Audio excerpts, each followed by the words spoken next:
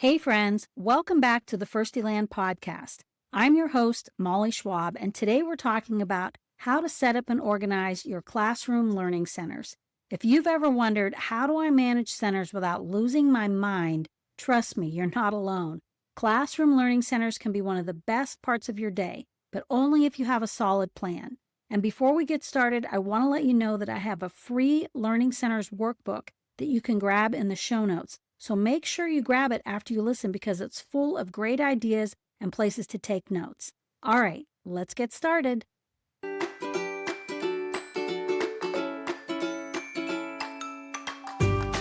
Hey there, I'm Molly from Firstieland, a former elementary teacher with over 30 years of experience in kindergarten and first grade. I'm here to help make teaching a little easier and a lot more fun.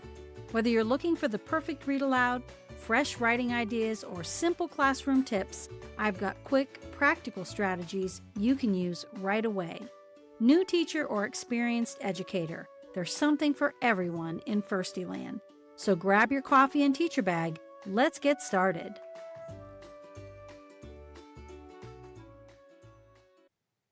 When you're getting ready to implement classroom learning centers into your daily routine, you're going to need to think about three things: choosing the centers that you want in your room and setting them up, introducing your centers to your students, and finally, managing your centers. So let's begin with choosing the centers. There's a few things to consider when deciding what centers you'll have in your classroom. And the first thing is the size of your room. How big is your room? Is it big enough to have separate areas for each math and literacy center? Or are you going to need to keep your centers in tubs that kids can take back to their own table? If you're going to have separate areas for each center, you'll need to designate each one with something that says, "I am a center," such as small tables and chairs, maybe a desk or a small rug, a shelf, or maybe even just a basket on the floor. I usually recommend having somewhere between 5 to 10 learning centers. If you're just starting out, stick with 5 centers that are easy for you to manage. Then, as you begin to feel more confident, you can add more centers to your classroom. I had 10 in my room, and they were the library center, listening, word work, a big book and retelling center, a writing center, spelling, computers, tablets, math center, and art center. And you don't have to begin with all of those. It's up to you to decide which centers you'll have room for and how many centers you want to manage. The more centers you have, the more materials you'll need. You might want a shelf at your math center to hold all of your manipulatives. And if you have a library, you're going to need bookshelves and probably book bins to hold all your books. Your writing center is going to need a flat surface to write on, so you'll need a desk or a small table for that. And of course, baskets or shelves to hold all the writing papers and pencils and stuff. So really think about which centers you'd like to have in your room and make a list of all the materials that you're going to need at each center. Once you've made your decision, the next step is setting them all up. When you do this, you need to think about the traffic flow in your classroom. Which areas are going to be quiet, like maybe your library or listening centers? If you have an art center, it's good to put it near your classroom sink if you have one for easy cleanup. You also need to make sure that you and your kids can move around the room easily so you're not bumping into things. A good traffic flow is important. Another good idea is to draw it all out on paper before you begin. Think about where the different tables will fit and where you'll put rugs and shelves, and draw it all out before you begin.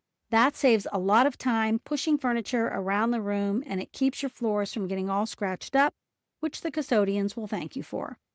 You're also going to need to think about how many kids you're going to allow at each center. A lot of teachers have kids work in small groups of 3 or 4, while other teachers will have kids work 2 together as partners at the centers.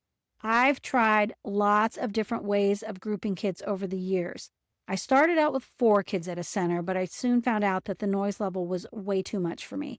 I tried showing them how to use a soft voice or a whisper voice, but it was never quiet enough for me. My kids always used centers during my guided reading time, and I liked it really quiet in the room during that time. So then I tried having my kids work in pairs, but eventually I just decided upon 1 student at each center. I found that the kids would stay on task and they'd work better if they were alone, and it cut down on fighting and arguing and tattletales. And honestly, the kids really enjoyed having the center materials all to themselves, and my class was very quiet. So that made it so much easier for me to teach in small groups, and if kids wanted a friend to play a game with or something, we'd have special days like Friday Freedom when they could work together. So once you decide on the number of students, you're going to need to designate that in some way at the centers. You can do it with chairs. For instance, 4 chairs at the table means 4 kids are allowed at that center. You could use pictures of how many kids can visit the center, or you could even have kids clip a clothespin to a card at the center. If there's 2 clothespins, then 2 kids are allowed at the center. After you have your centers all set up, the next step is to introduce them to your class. I think the most important step in successful learning center management is modeling how to use each center. If you do anything else, don't skip this step. A lot of teachers feel frustrated after a few days or weeks because kids are off task and they're not using the materials the right way and basically just fooling around. But that doesn't have to be the case for you. Introduce each center one at a time and show the kids your expectations for each center. Be specific. Tell them how you want things to be put away, how to clean up the center, and how to use the materials in the right way. Give examples of what they should and shouldn't do. And the way you can do this is to choose 1 or 2 kids to model how to use each center. Let them go to the center and use the materials while the rest of the class does something quietly in their seats, something like a coloring sheet or playing with math manipulatives or Play-Doh. You can better believe that the kids at their seats are going to be watching the 2 special kids that got to go to the center because they want to be those kids. So, as those kids are working at the center, mention things that they're doing the right way. Say things like, "Oh, I like how Billy's throwing his scraps in the trash can at the art center." Or, "Oh, wow, Sarah's putting the book back on the shelf in our library center the right way. Great job." Not only will those kids at the center hear you, but the rest of your class are going to hear you too. So after you've given those kids about 10 minutes at the center, gather together on the rug for a class discussion. Take a few minutes to talk about what the kids did correctly at the center and what could have gone better. You can make a simple anchor chart, like maybe a T-chart for each center, and write how that center should and shouldn't look. Hang the chart at your center so you can remind kids what it should look and sound like, and what they should be doing at the center.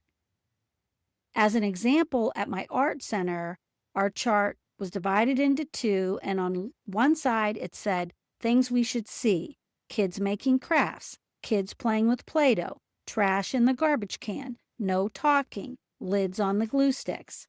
And then on the other side of the chart, it said things we should not see: scraps on the floor, dried out glue sticks, more than 2 kids, kids who are fooling around or arguing.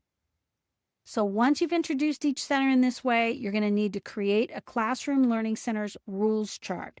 I don't think it's necessary to have a chart for every center in your room, but it's a good idea to have one general rules chart for managing your centers. Some of the different things to think about when creating your learning center rules are how many kids can be at the center, how loud can it be during center time, what are the rules for cleaning up, and what should kids be doing during center time. And then you want to keep that chart on a bulletin board so that you can refer to it when you need to during the year. All right, next you're going to want to figure out a rotation schedule for the kids to follow when they're at centers.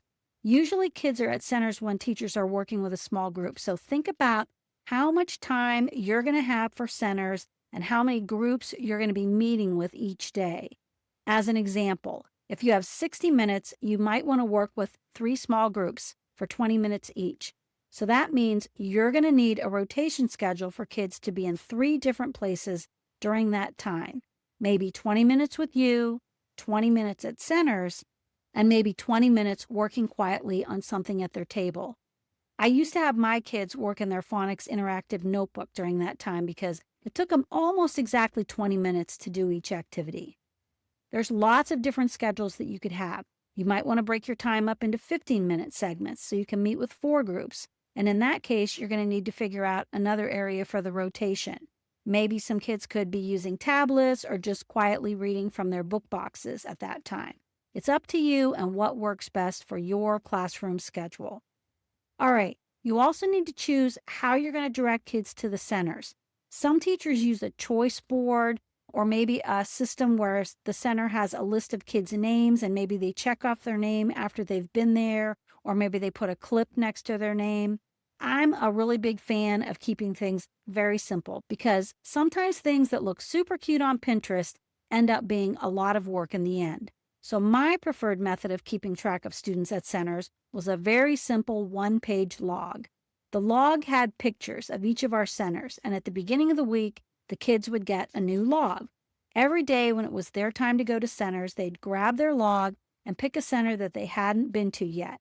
And then at the end of center time, they checked the picture off on the log, and then when everyone was back at their seats, I would walk around and do what I called quick checks. The kids took anything that they had completed at the center back to their table along with their log, and they laid it out in front of them.